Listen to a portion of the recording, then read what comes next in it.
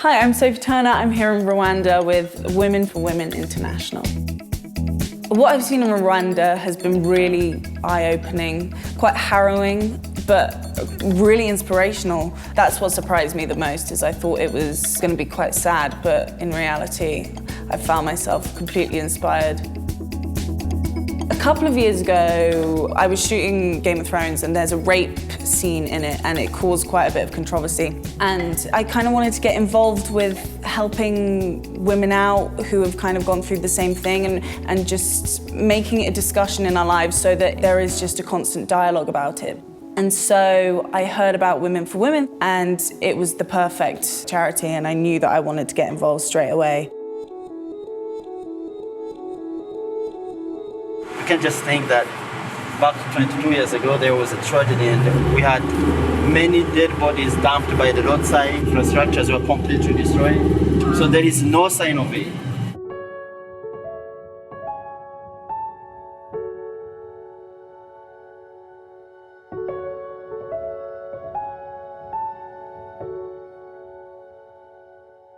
We visited this church, which was really quite harrowing.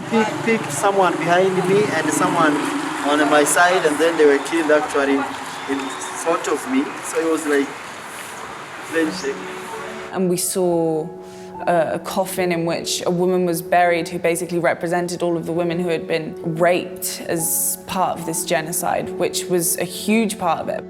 That was really quite emotional. And we had this wonderful guide called Serge, who then took us to the Kigali Genocide Memorial Centre. The final part was the children's rooms. It was just a picture of these children who had been killed in the genocide and then little facts about them. You know, it would say something like Daddy's girl or something like that. It was something that was really quite emotional to find out all these personal details about them, and it just makes it so much less of a generalization and so much more intimate and personal. And seeing their faces as well. There was one room where it was just pictures everywhere of a lot of the people that had been killed in the genocide, and that really hit home as well.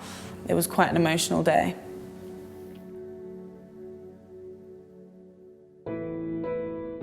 So that was our first day, and it kind of broke us down. Then the next couple of days kind of filled us with hope.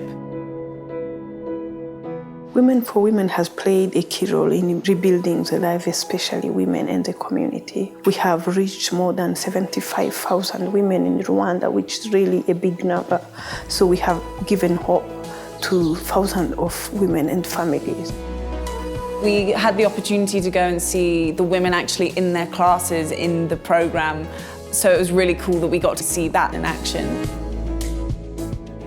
We went to the Women's Opportunity Centre, which was really interesting because we got to see women weaving baskets and making yogurt and peanut butter, and that was amazing. I tried out some of the weaving, I wasn't so good. Oh no.